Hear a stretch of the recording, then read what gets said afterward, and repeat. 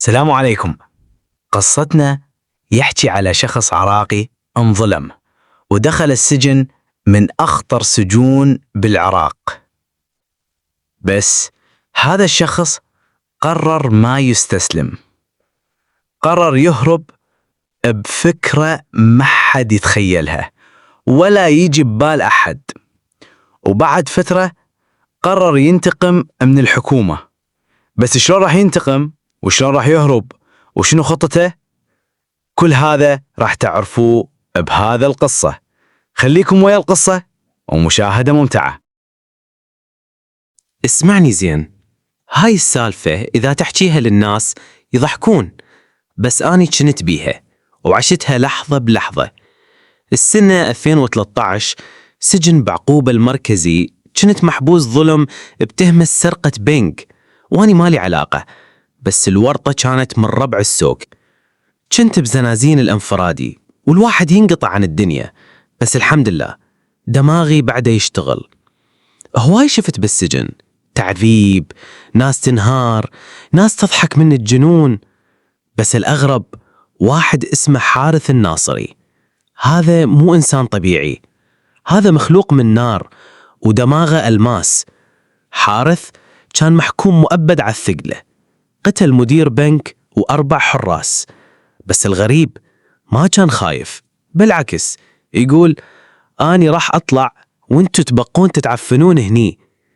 ضحكنا عليه بالبداية، كنا نتصور يهوس، بس تدري ايش سوى؟ ظل 2 سنين يدور بالسجن، يقعد ويا كل عامل، ويا الطباخ، ويا الكهربائي، ويا النفايات، يوصل للكل. بس مو من باب سوالف، لا، من باب خطة. الخطة كانت جهنمية. حارث صنع علاقة ويا واحد من عمال التنظيف، والرجال المسكين كان عليه دين برا، وحارث وعده يصفيها لأهله إذا يساعده. المهم بليلة مظلمة، لا قمر ولا نفس، احنا نايمين، فجأة نسمع انذار السجن يدق، كنا انفجار صار. الحراس يركضون مثل المجانين، وكنا نقعد نلقى باب الطوارئ الخلفي مفتوح. شلون؟ ما حد عرف. بس الحقيقة حارث كان داخل خزان نفايات، مختبي وياه غطا بلاستيك، واللي ينظف دفعة برا بليل، وقال للسواق هاي فضلات مستعجلة للساحة الخلفية. والرجال طلع وقال له افتح الغطا بعد 30 دقيقة راح تلقى كيس أسود، خذ للعنوان المكتوب. طلع حارث مثل الشبح، لا صياح لا أثر، بس ريحة نصر كانت فايحة بالهواء. بعد أسبوع ينزل فيديو من تركيا، حارث قاعد بكافيه فخم لابس نظارات سوداء ويقول هاي تحية من جو الأرض للي ظلوا يتحسبون علي سنين. وضج السجن كله، الحراس انفصلوا، مدير السجن تبدل، والناس بعدهم يحجون عن حارث الناصري اللي قاره من الحديد مثل الدخان. بعد ما نزل الفيديو مال حارث من تركيا، الدنيا انقلبت، مو بس بالسجن، لا، حتى بالمخابرات وبكل دوائر الداخلية. الكل يسأل شلون واحد ينهزم من سجن بعقوبة مثل شربة ماي؟ بس الحكي ما انتهى هناك، لأن حارث ما كان ناوي يهرب ويروح يرتاح، لا، هذا دماغه مربوط بثأر. طلع أنه مدير البنك اللي اتقتل ما كان هدف الحقيقي.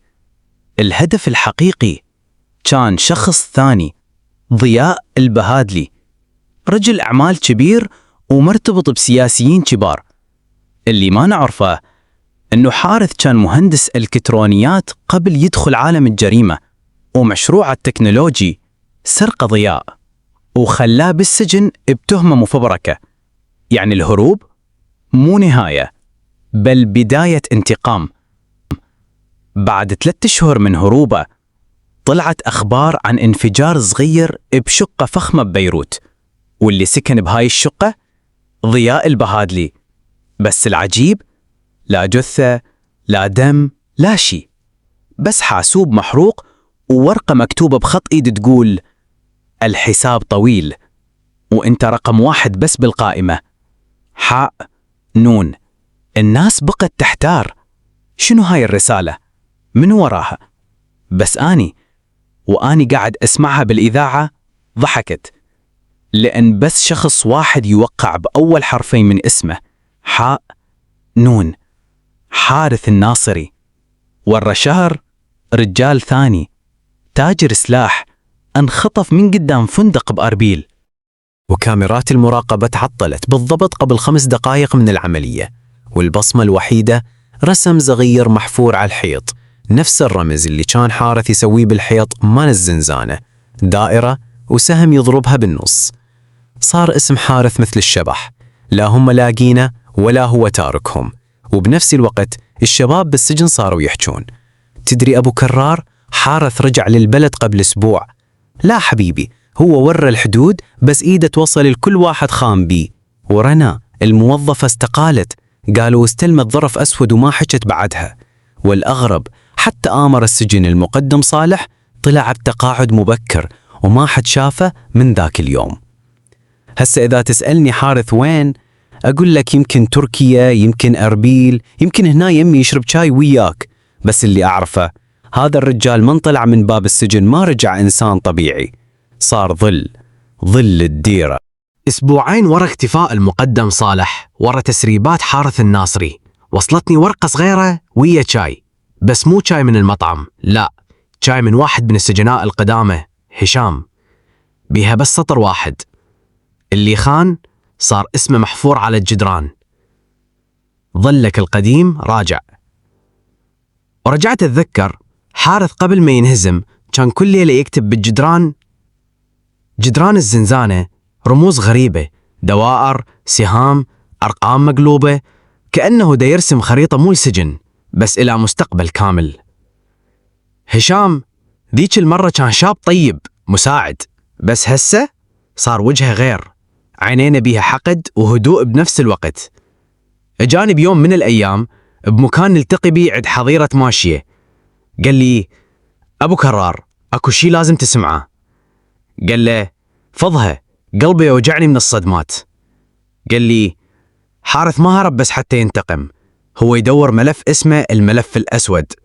هذا الملف يحتوي على أسماء ناس كبار بالدولة متورطين بالصفقات تهريب، وسجنوه حتى يسكته. قال له: وكذب؟ وين الملف؟ هشام ينظر حواليه ويقول: هو موجود بمكان اسمه كراج النمور، معسكر عسكري قديم بين الكوت وبدرة. بس المشكلة عدنان التميمي زعيم الزنزانة القديمة هسه عنده رجالة هناك، وديشة العصابة تحولت إلى مرتزقة.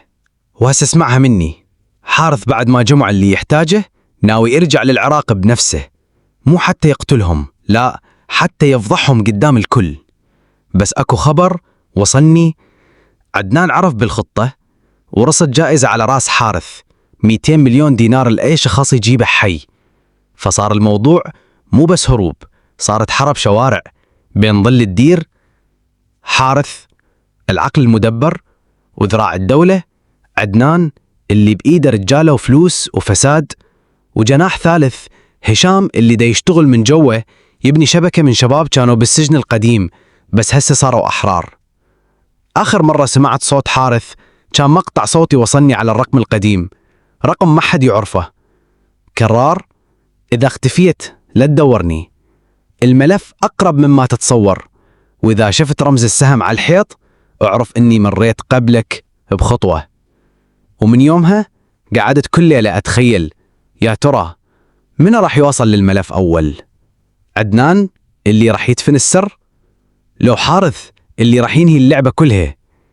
بس أكو شي واحد متأكد منه، هاي اللعبة ما راح تخلص بصمت، راح تخلص بصوت انفجار أو بكشف فضيحة أو بصرحة أخيرة من زنزانة ما بيها ضوء. هاي نهاية الجزء الأول من القصة. بجزء الثاني راح نكشف شخصيات جديدة يدخل القصة وحيدر شلون راح ينتقم منهم. إذا تحبون نكمل بجزء الثاني اكتبوا لنا بالتعليقات، ولا تنسوا الاشتراك في قناة أصوات من العراق. دمتم في رعاية الله وحفظه.